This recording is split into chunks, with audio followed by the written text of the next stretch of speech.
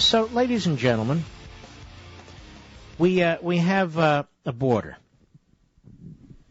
And like most countries that want to protect their culture, their finances, their health and welfare, the people generally, we're supposed to know who's coming in. Supposed to know if they have criminal records, maybe they have some diseases or even not so rare diseases that can create an epidemic, or maybe some of our local communities, particularly in border states and towns, financially can't afford additional influx of people who choose on their own to come into the country. There's a whole lot of reasons to want to secure a border, not the least of which is national security. I thought we learned that on 9/11. Not only to be more careful about who comes here, but to be more careful about their visas and when they run out and so forth. So of course not everybody who comes here is a terrorist, but it only takes about 19. That's all, 19. You know, we have liberal politicians, every time there's a horrific shooting, they talk about gun control. We have all kinds of horrific shootings by illegal aliens in this country. Does anyone keep track of that? No.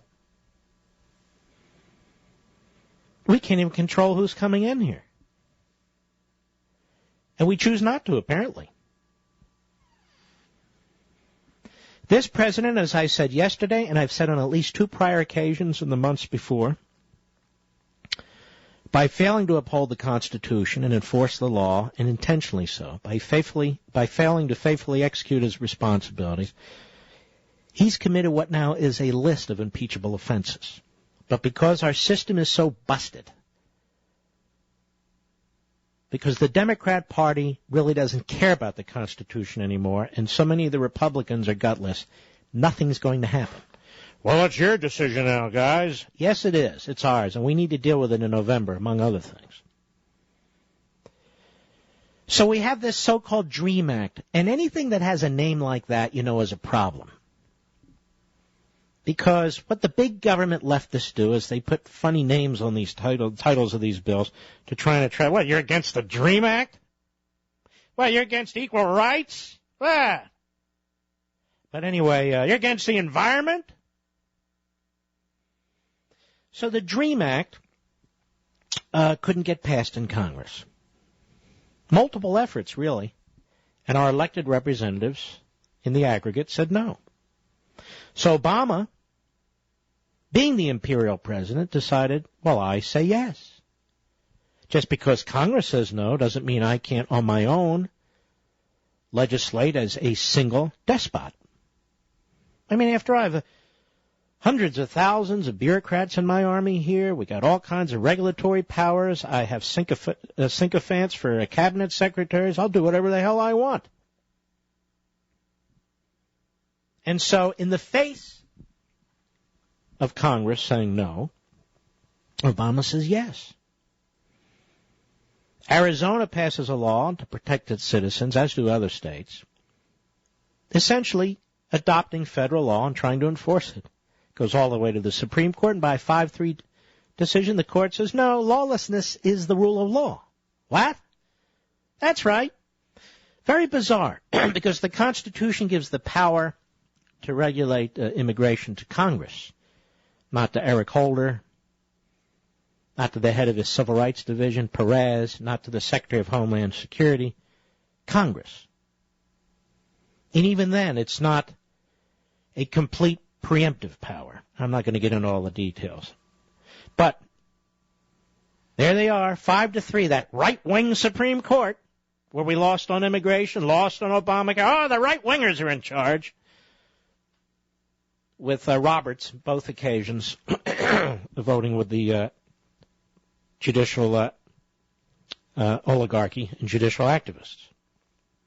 I was glad to read Antonin Scalia, who I have enormous respect for. I've never met the man, I don't think, but I have enormous respect for him. He tells us that in terms of personal relations, don't believe what you read in the paper, that they're all fast friends up there. Oh, well, that's great to know. Like we care. I don't care that they're fast friends or not. I care that they uphold the Constitution. But anyway, they're fast friends. So I want you to hear from Chris Crane. He's president of the National Ice Council. And this is stunning. We talked about it yesterday. Now we have the audio. I want you to hear from Chris Crane himself, president of the National Ice Council. No, it's not ice for beverages. Immigration and Customs Enforcement. Ready? Cut 3, go. It's impossible to understand the full scope of the administration's changes, but what we are seeing so far concerns us greatly. As one example, prosecutorial discretion for Dreamers is solely based on the individual's claims. Our orders are, if an alien says they went to high school, then let them go. If they say they have a GED, then let them go. Officers have been told that there is no burden for the alien to prove anything. Even with the greatly relaxed new policies, the alien is not even required to prove that they meet any of the new criteria. At this point, we don't understand why DHS even has criteria at all, as there is no requirement or burden to prove anything on the part of the alien. We believe that significant numbers of people who are not Dreamers are taking advantage of this practice to avoid arrest. He also said if an inmate in a jail claims to be a dreamer, now we call them dreamers, not illegal aliens. They're dreamers because they're dreaming. If an inmate in a jail claims to be a dreamer to avoid deportation or arrest, our officers are required to accept that claim, and no other proof is required to substantiate that the alien meets the criteria of the new administration policy. In other words, if they don't confess, they're free to go. All they have to say are some magic words. I went to high school in the United States. Okay, you're free to go. I got a GED in the United States. Oh, okay, you're free to go. I served in the United States military. Okay, you're free to go. Do you understand this? If they're in jail now, they just have to say the magic words. Chris Crane, president of the National Ice Council, said they are not required to demonstrate anything. He said there's no burden for the alien to prove anything.